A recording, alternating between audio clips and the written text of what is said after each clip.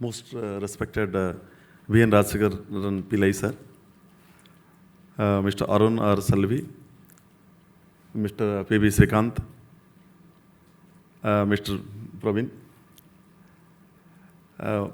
In fact, and also the distinguished guests, delegates, industry leaders, and ladies and gentlemen.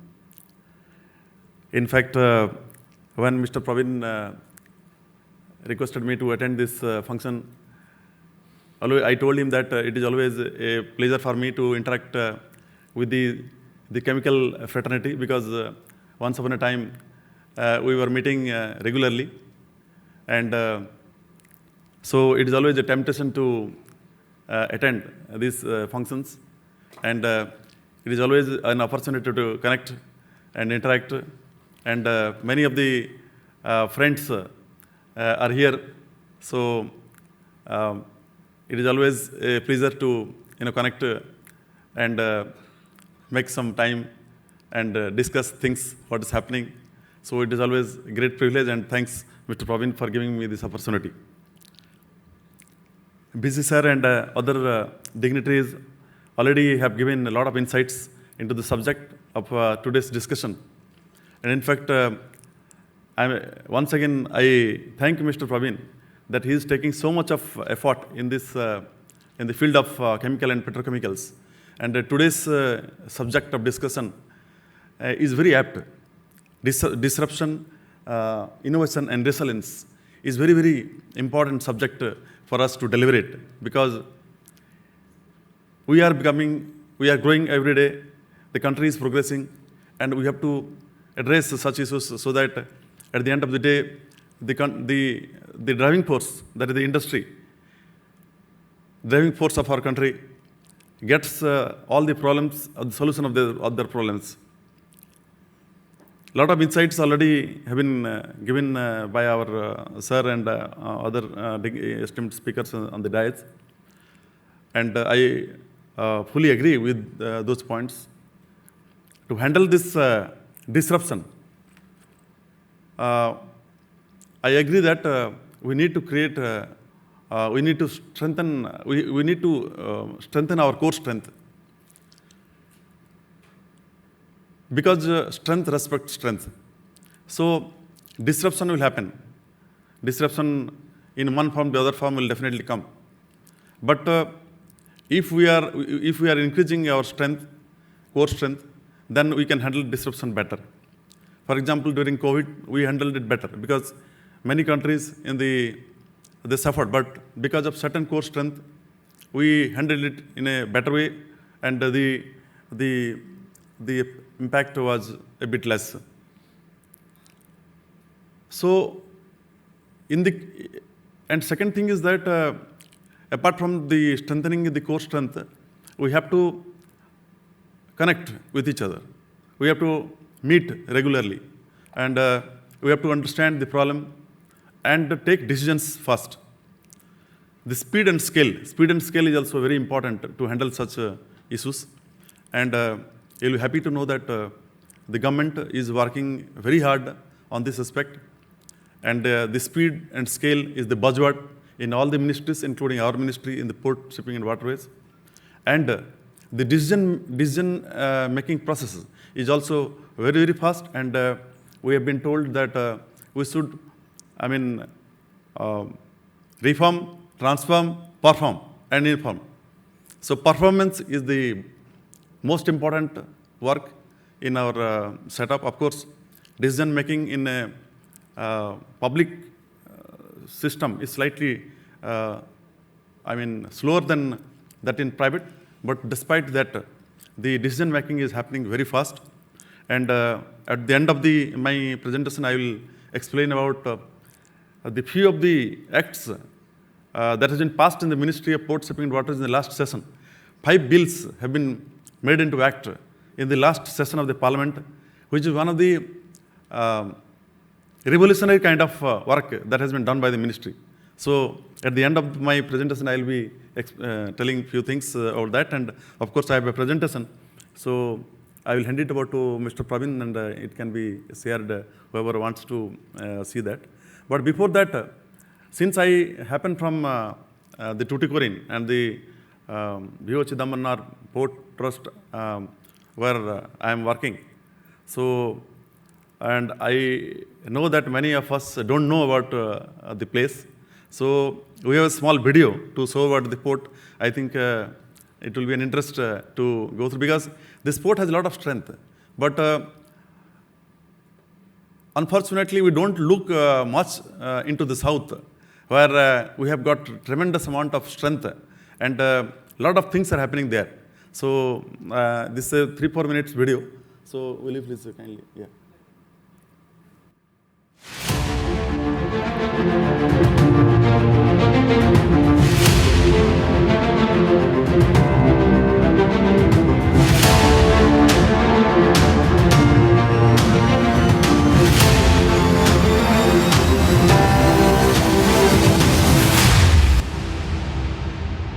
VO Chidambaranar defied British rule, launching the Swadeshi shipping service to reclaim India's trade. His legacy of self-reliance and courage continues to guide VOC Port, driving India's maritime future.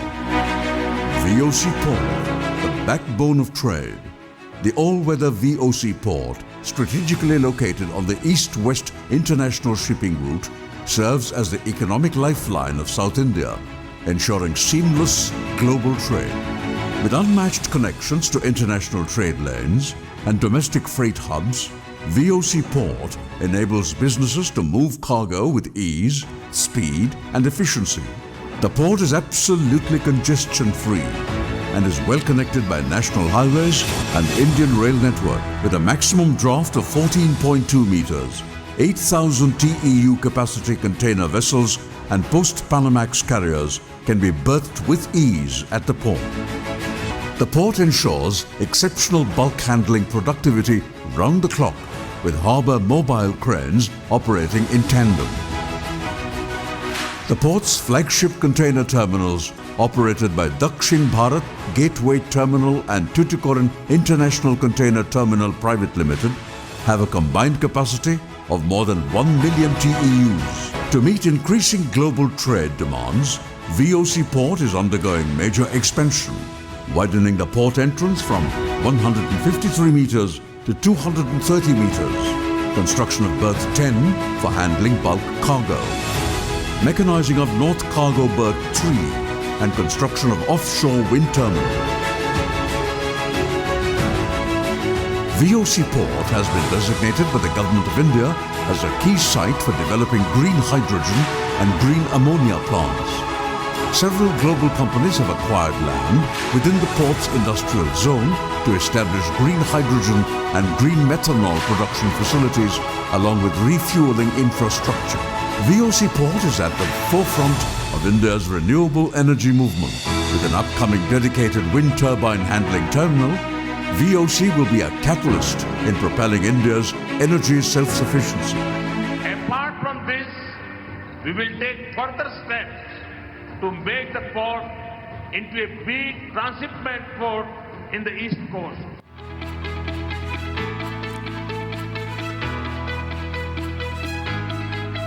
VO Chidambaranar port इसके लिए जिस outer harbour container terminal का लंबे समय से इंतजार किया जा रहा था, आज उसका शिलान्यास हुआ है. Outer harbour will be developed with construction of Container Terminal 1 with 1,000-metre quay length. The basin and channel will be dredged to handle 16-metre draft vessels. In Stage 2, Container Terminal 2 will be developed with another 1,000-metre quay length. In line with India's vision of becoming a global shipbuilding leader, VOC Port is set to host one of the country's most advanced shipbuilding yards, driving innovation and employment in the maritime sector. As a leading Indian port committed to global sustainability goals, the port has implemented over 1 megawatt of rooftop solar power, a 5 megawatt ground-based solar farm, and a 2 megawatt wind turbine generator. Future plans include installing an additional 1 megawatt solar power plant and expanding wind energy capacity with 6 megawatt wind turbine generators. As a committed custodian of inclusive development and uplifting local communities, VOC Port has implemented many initiatives under corporate social responsibility. Under the visionary leadership of our Honorable Prime Minister Shri Narendra Modi, India's maritime sector is witnessing unprecedented growth.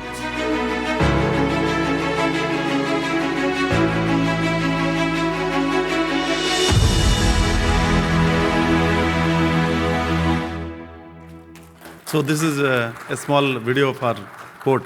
So after this, I will take you through a small presentation about the port.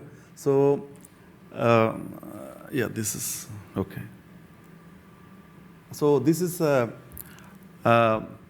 port, which has got a lot of advantages because of its geographical location.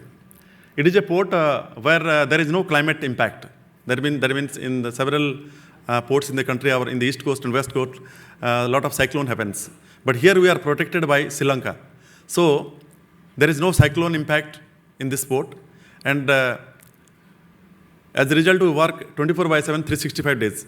In the last cyclone, the port of Colombo was closed, port of Cochin was closed, port of Chennai was closed, and in the western coast also few of the ports were closed, but we were working. So we work 24/7, 365 days.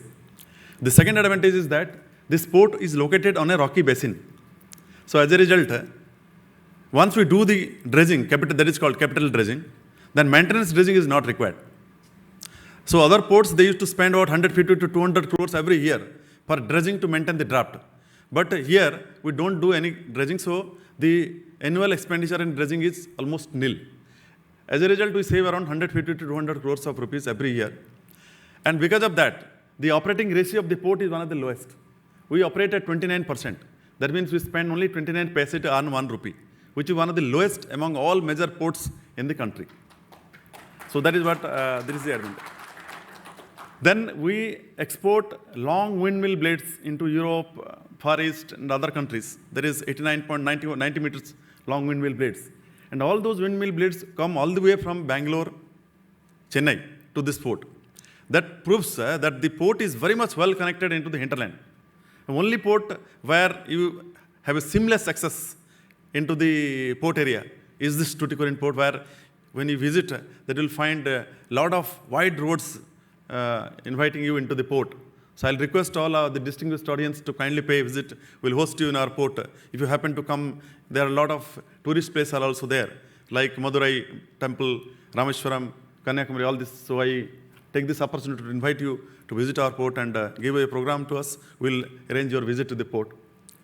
And the other advantage is that we are served by 2 international airports. Recently, Honorable Prime Minister dedicated the expansion of the Tuticorin port. And the Tuticorin port, earlier it was 8-year flights were coming to Tuticorin port. And now a very big airport has been opened just last month.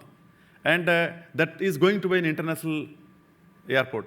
Mostly it will be a cargo airport. And there is also one international airport in Madurai, which is only 1.5 hours distance, 150-kilometer distance. And this port is served by one international airport already, and the other one is now going to be international airport. So this is a port which is served by 2 international airports just close by. And the drive between Madurai to Tuticorin, if you have driven, 150 kilometers you can drive in 1.5 hours. Such a beautiful road which connects from the men's hinterland to the port. Then our port is the green hydrogen hub and windmill hub of the country. This is the only port where it has been designated as the green hydrogen hub and the offshore windmill hub of the country, which works are going on. And this port is having the final thing that I would like to say, that it is the turnaround time is one of the lowest. Container turnaround time is only 18 hours. Our here the Mumbai Jawaharlal Nehru, the JNPT is 35 hours.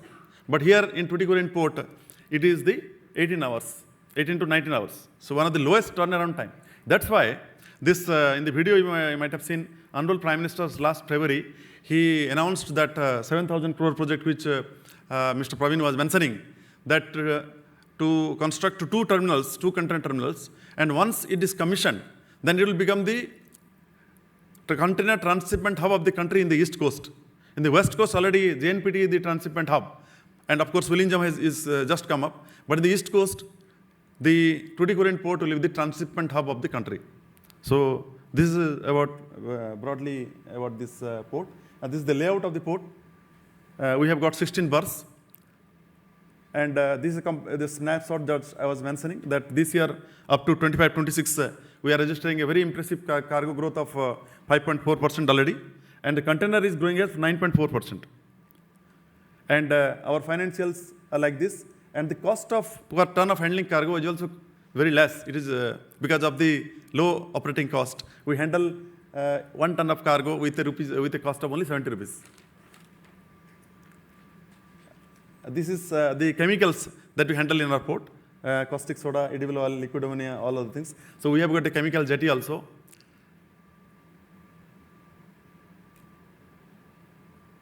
And these are some of the projects that we have completed and which are ongoing and proposed. And there are many important projects that is coming up. This is one project, berth number 9. It is a container terminal we commissioned last September. And you'll be happy to know that the target of this project was January 25. But we could commission in September 24. Because here in this port is location is stationed in quarry area. So a lot of boulders we get from, the lead for getting the boulders very less. As a result, our construction cost is very less. Every year we are exporting about 1 million tons of boulder to Maldives from our port because we are having a big quarry. So the construction, in the construction project, basically the cost of the construction material is not very important. The lead is the problem. So that's the reason why the construction cost in our port is less. And the other port like Vizhinjam, Cochin, they used to take the boulders from this area for construction of those jetty and their berths. And this last month, Honorable Prime Minister dedicated this new berth, this mechanization of NCB3. This berth we commissioned, and there's a problem of dredging. And the berth was ready, but dredging was not happening. So we took a bold decision. We awarded the dredging contract, and in a record time of 28 days, we completed the dredging. And then this berth already is commissioning from May of this year, and already about 2 million tons of cargo we already handled in this berth. And this is the outer harbor project which I was mentioning, that this, once it is commissioned, it will become the transshipment hub of the country. And shipbuilding, people are showing a lot of interest in that part of the country for shipbuilding. So shortly, the shipbuilding also will start happening there. So that will also attract a lot of investment. A lot of foreign participants from the other country, they are showing interest on the shipbuilding. So this is a pilot project. This is what Mr. Praveen was mentioning. We became the first port in the country to produce green hydrogen. So we are producing about 20 kg of green hydrogen every day. And that, because of the uptake is not there, this utilization is not, we are not getting. So that we are utilizing now to illuminate one street of our township. And 2 electric vehicles we are charging. So there is a small video of this green hydrogen plant. There is some music was also there. Yeah.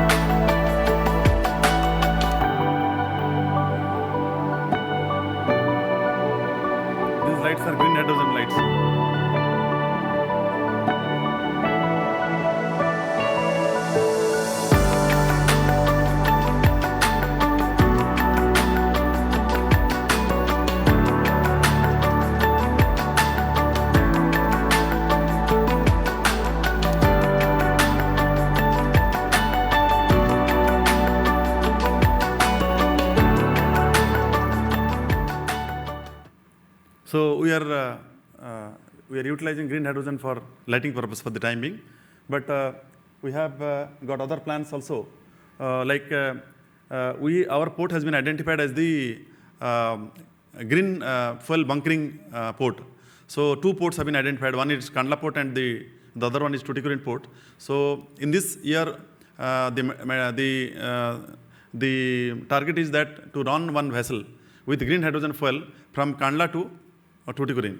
So for that purpose, we are setting up a bunkering facility. So this contract has already been awarded. By December, we will be creating this bunkering facility for green methanol. So this will bunker 2 vessels. And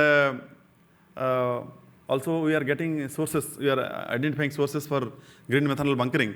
And this Kandla and Tuticorin port, they are on the green shipping route from the Rotterdam to Singapore.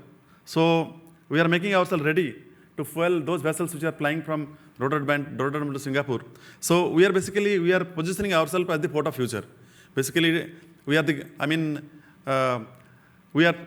generating our port is powered at total renewable energy, 8 megawatt of 6 megawatt of solar and 2 megawatt wind power. So complete power of our port is being powered by renewable power.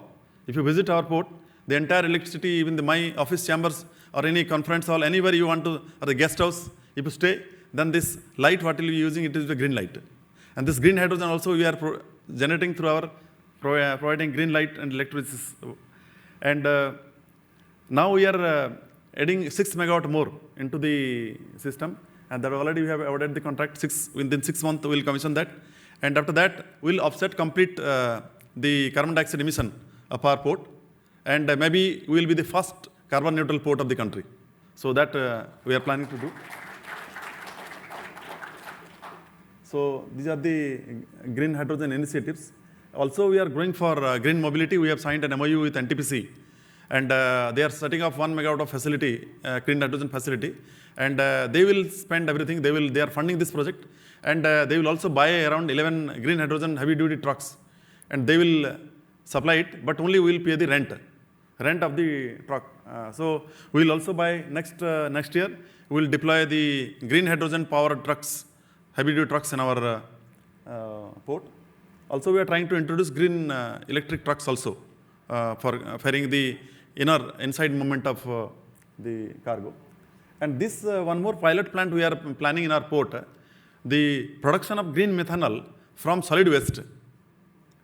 So we were setting up a facility where we will consume 25 tons of solid waste and produce about 8 kl of green methanol every day.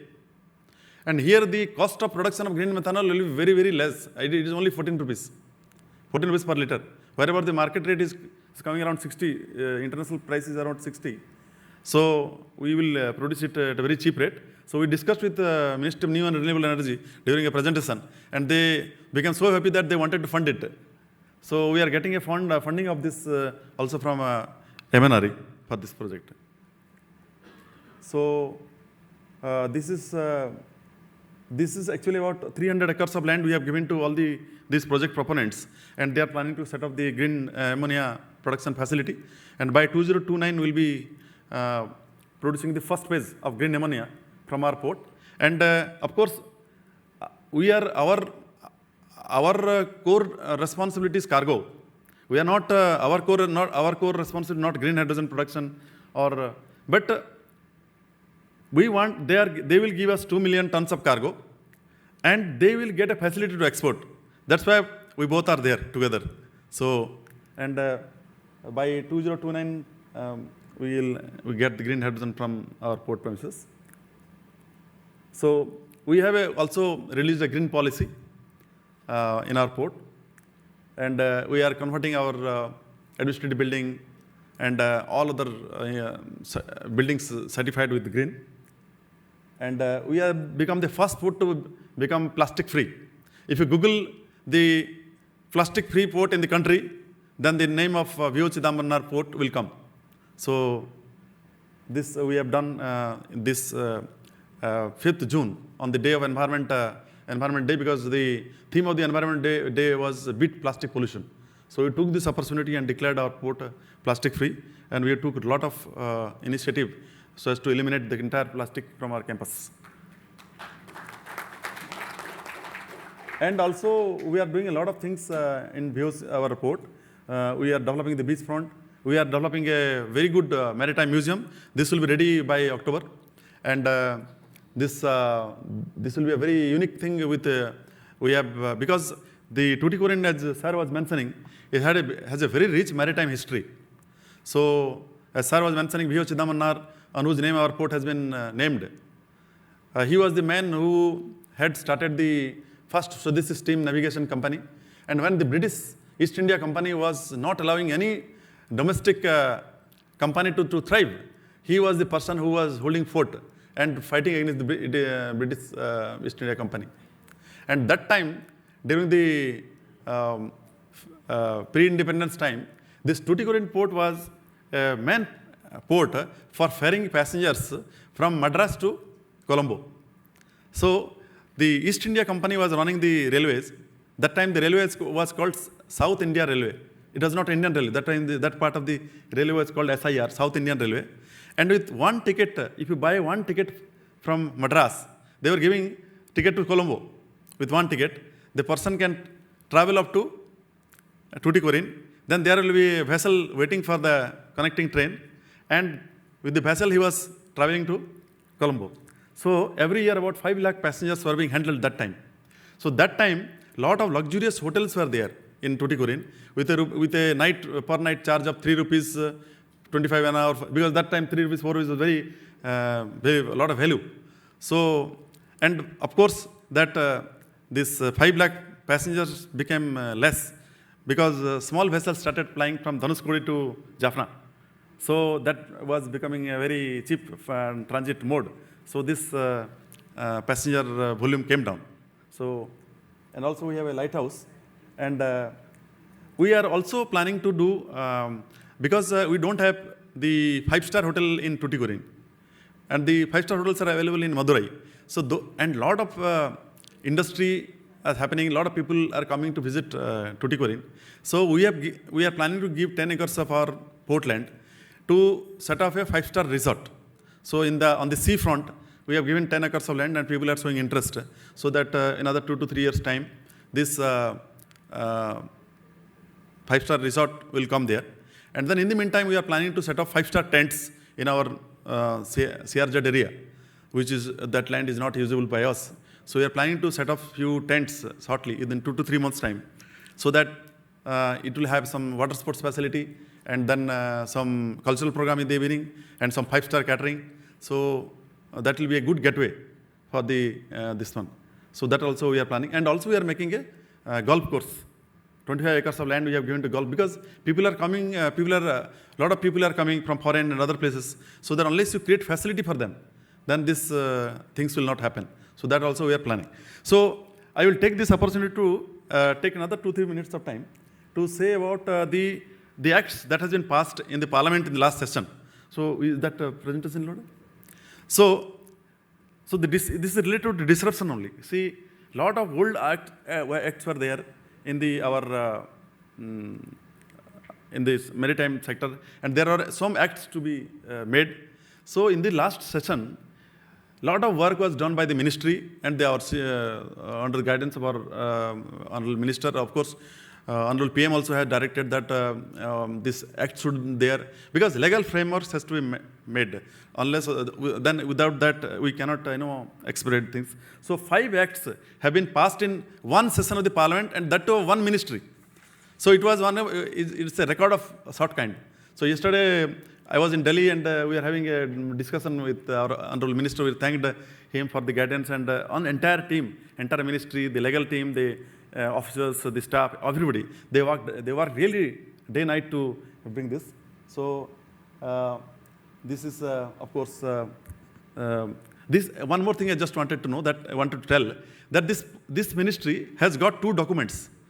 One document is called Maritime India Vision 2030, and there is a Maritime Amrit Kal Vision 2047. That means what we are going to have for our maritime sector for the next up to 25 years is already set, is already available with us. And we are, this document had been launched in 2023 by Honorable Prime Minister. And this is the only ministry where, of course, this ministry is very, very important ministry for logistics. 95% of the cargo is being handled through maritime gateway.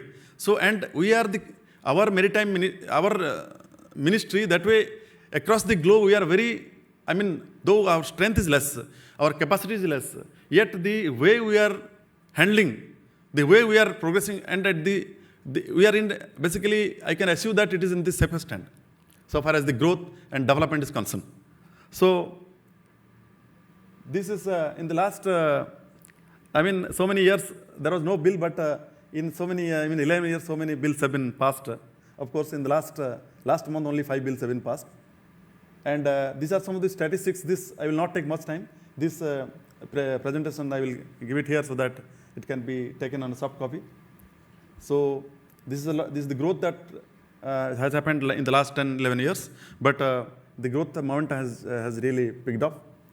And the ranking, actually, the shipbuilding. Shipbuilding is one of the very important area on which government is focusing to strengthen ourselves. And by 2030, the ambition is that we should be the top 10 shipbuilding country in the globe.